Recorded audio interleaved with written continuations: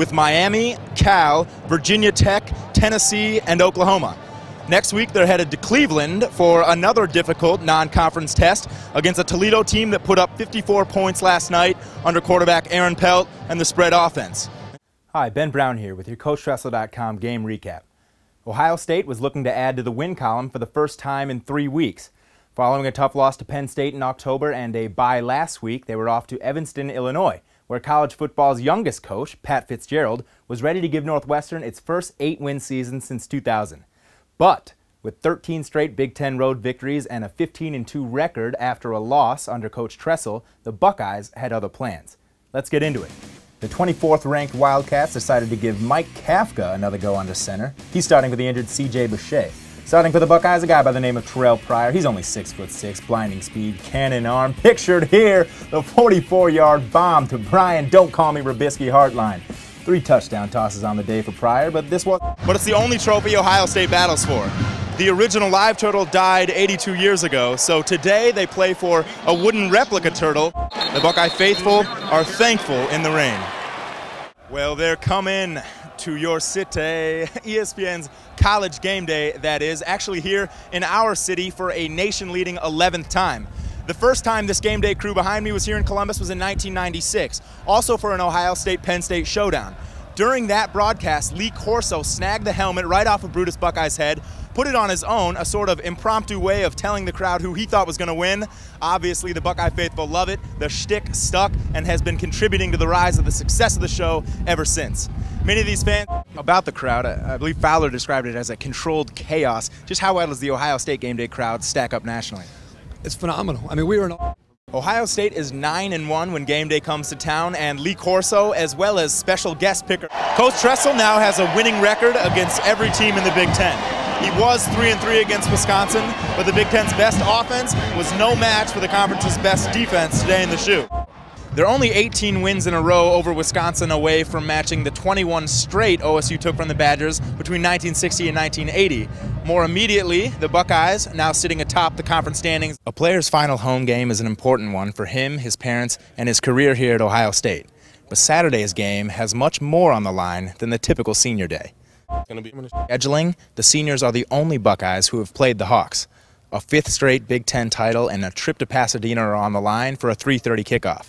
For CoachTressel.com, I'm Ben Brown. At the Woody Hayes Athletic Center for the final press conference of the regular season, all sorts of buzz and excitement behind me for what many consider to be the greatest rivalry in all of sports. We spoke with some players about. Granted, the Illini have been inconsistent this season, but they've been great in the newly revamped Memorial Stadium, losing only once this year at home. Tressel said Illinois, and in particular quarterback Juice Williams, look much better now than they did when they shocked the Bucks in Columbus last year. As it turns out, that upset wasn't enough to keep OSU out of a BCS Bowl, but fresh off a 17-23 loss to Western Michigan, the Illini will be fighting to reclaim the spoiler spotlight that perhaps they should have had in 2007. What they did get was the Illa Buck Trophy, which has now spent a rare 12 months in Champaign-Urbana. For more on the matchup and turning that turtle back into a Buck Illa, we went to the Woody. Ben Brown here at what is essentially the Big Ten championship game. Last week in all 5 conference matchups, the visiting. In their final home game, the 2009 seniors gave up 0 turnovers, made big defensive stops when they needed to, and got more than 100 yards of help from junior Brandon Sane en route to a thrilling victory in overtime. With this win, Coach Jim Tressel joins Woody Hayes as the only other coach in 113 years of Big Ten football to finish atop the conference standings for 5 consecutive seasons. And since 1934, these programs are 35, 35, and 4 against one another, to a packed shoe. 7.5 million fans have seen this matchup through the years. This is the rivalry's 41st sold-out game in a row, and here they are arguing over who wears the gold pants in the relationship. OSU's first 3 possessions ended in 2 3-and-outs and an interception. 4th time's the charm, though. This possession would end in Beanie Wells' 3rd career 50-plus yard touchdown run against the Wolverines. 59 yards, OSU's longest play from scrimmage all year, gives Beanie his 2nd 1,000-yard season in as many years and puts his team up 7-0. Quarter of the second, the only empty box on Big Ten Freshman of the Year Terrell Pryor's season checklist is a stunningly gorgeous, teardrop-inducing deep ball check. Brian Hartline, his 5th catch of 40 or more yards on the season. Now, the Buckeye defense forced 12 punts and 10 3-and-outs on the day, but this was not one of them. Brandon Minor breaks loose for 32 of the Wolverines, 198 offensive yards down to the 1. After 3 big stops, Michigan head coach Rich Rodriguez says, "Dang it, my team scored on 19 of 21 red zone trips this season. Go for it on 4th and goal." And Brandon, with an all-but Minor touchdown, pushed Rich Rod within sight of being the 10th of 13 Michigan coaches to win their debut against OSU 14-7 at the midway point. Like following a birdie with a bogey, a Michigan punt pins the Bucs inside their 10, but then the defense concedes the whole, pun intended, to Beanie Wells. This season, Beanie has moved past Calvin Murray, Raymond Harris, Antonio Pittman, Michael Wiley, Carlos Snow, Pibby Pearson, and finally Keith Byers, the 4th on Ohio State's all-time rushing list with 3,276 yards, 42 of which would set up Boom Herron on the very next play. Through the B-gap to the gap in the secondary, Beanie told Boom before kickoff, "This is a game where you can make a name for yourself," and in averaging 10 yards a carry with this 49-yard TD, he did just that. The 91-yard drive, the longest of OSU's season, and it took all of 2 plays and 39 seconds. Now, Michigan led the nation in net punting yards coming in, but Ray Small from Glenville High School doesn't give a hoot. Boy, he runs quickly. 81 yards to the Michigan 10. Coach, the white wall of humanity behind me is the famed student section at Beaver Stadium. Stretched 110 rows to the top. With OSU undefeated in Champaign-Urbana since 1991, away we go. Beginning with some simple arithmetic. You add a Buckeye and an Illini and you get a turtle. That's the Illabuck Trophy, which after a year in the land of Lincoln is up for grabs again. Top bidders, Juice Williams. He's leading the Big Ten in passing yards per game, 276. Total offense per game, 334, but apparently he's last in fumbling on 1st and 10 with 11.5 left in the first quarter. Bucks recover. Pretty good field position to start a drive. Terrell Pryor agrees, fooling everyone but the turtle. Bootleg to pay dirt. Pryor's 13 carries for 110 yards, a freshman quarterback record, and the first century mark rushing game for a QB since Troy Smith in 2005, but Williams doesn't care. In response, Juice, freshly squeezed, scampers for 10 of his 48 game yards here to move the sticks.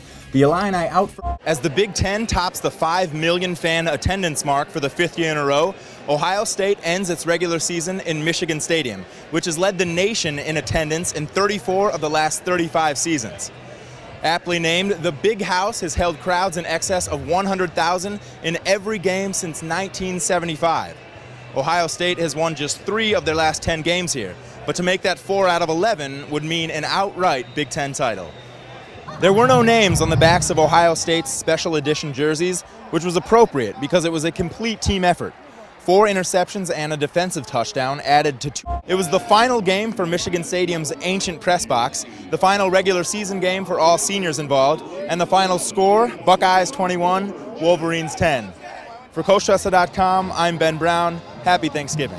CoachTressel.com, Ben Brown here bringing you the inside scoop on the Big Ten, which 2 games into conference play was 17 standing strong, 5-1 are the Gophers. The Fighting Illini of Illinois faced very difficult back-to-back road challenges at Penn State and at Michigan. They were, however, able to cap off the Wolverines, so they too are at 1-1 in Big Ten play. Michigan, speaking of the Wolverines, up north, very tough. Michigan State was 8-21 all-time against ranked Ohio State opponents coming into today, and now the Bucs have won the last 7 in a row. Undefeated in conference play, OSU is and the non-Bowl Championship Series opponent with a BCS powerhouse that trounced OSU in 2008, and the atmosphere should be a bit more hostile.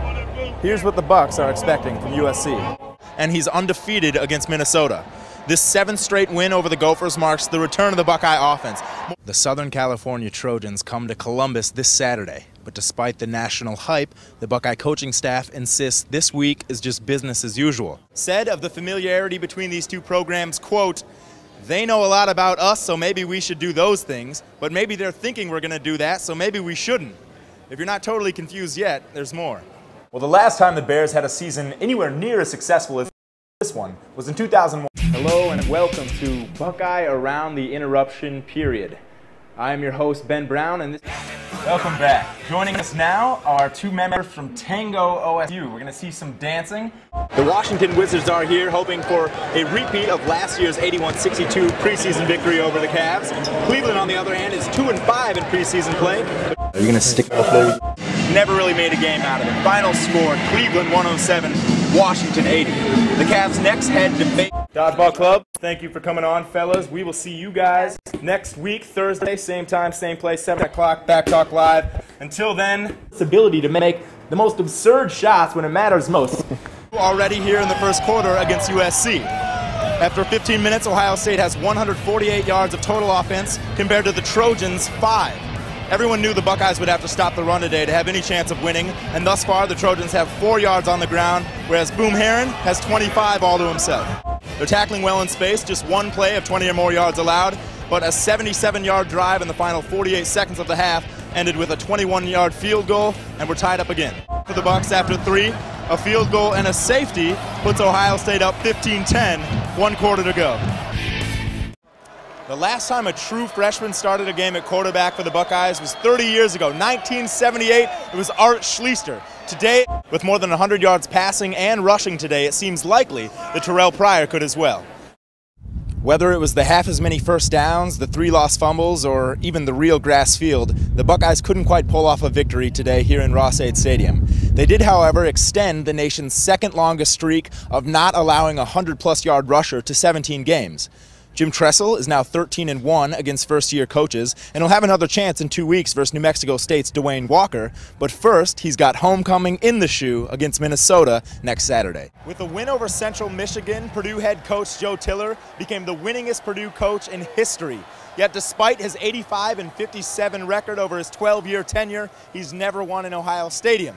Having announced that 2008 will be his final season for eligible teams, the Big Ten is looking like the class of the country.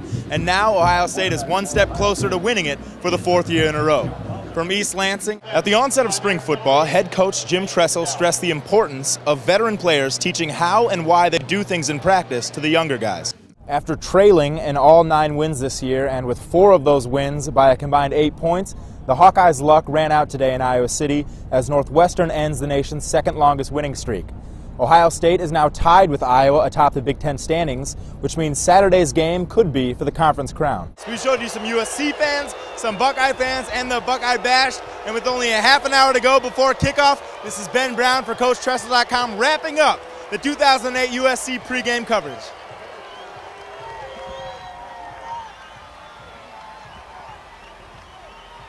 And although the first 4 of those were by a combined 18 points, Purdue is last in the Big Ten in turnover margin and gives up 174 rushing yards per game. The Bucks will be on the run next week in West. Begins officially right now with this practice you see going on behind me. With 47 4th and 5th year players on the roster and few positions yet to be battled for, we don't expect a great deal of surprises in camp. But with the Buckeyes ranked 3rd in the first preseason coaches poll, we'll have plenty to talk about leading up to Youngstown State on August 30th. Happy Halloween, Buckeye fans. I'm here in Block O South at the Shoe where, like in stadiums across the country today, creative, resourceful college students have come dressed for the occasion. All the costume wearing has made the sea of red we normally see here more like a performance from the best damn band in the land. Coach Tressel wins his first Halloween game at Ohio State. The program is now 12-3 all-time in games on October 31st. In their time here, Brian Rubisky and Brian Hartline have found they share more in common than just their first name and position, and their relationship has been mutually beneficial. They're the number 1 and 2 receivers on a depth chart that's poised to make a run at a 3rd straight national championship game. Reporting from Buckeye Summer Camp and for CoachTressel.com, I'm Ben Brown. That did not continue today here in East Lansing. The Buckeyes went up early, loads of picks and fumbles later. They ended up way big, 45-7. The Buckeyes win. For CoachTressel. I'm sorry. That's all right. You can't blame me. It's been like 100 in a row. No, I know. I can't blame you. All right.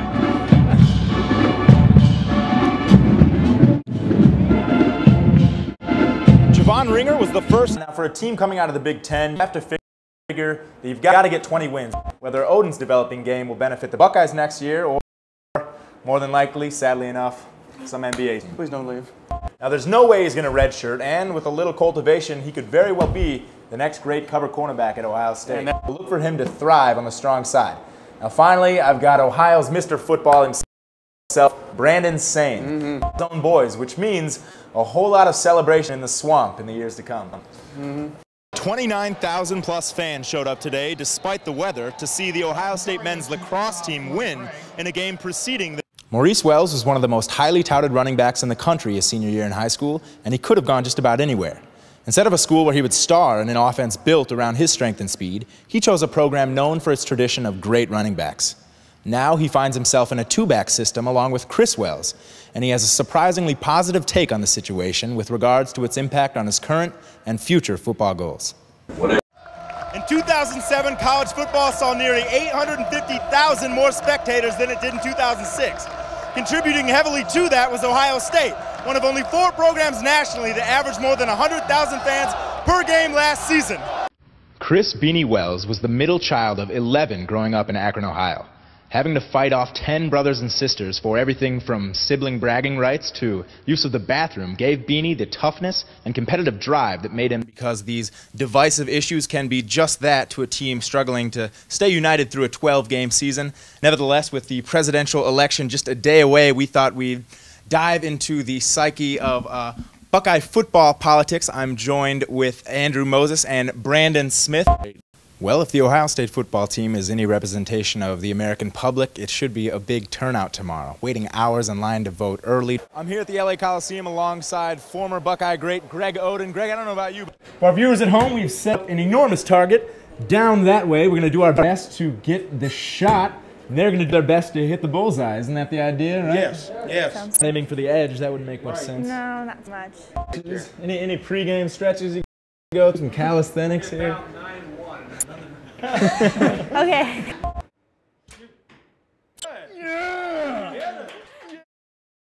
All right, let's see what I can do there. That is as far through the middle as you could possibly be and still be on the target.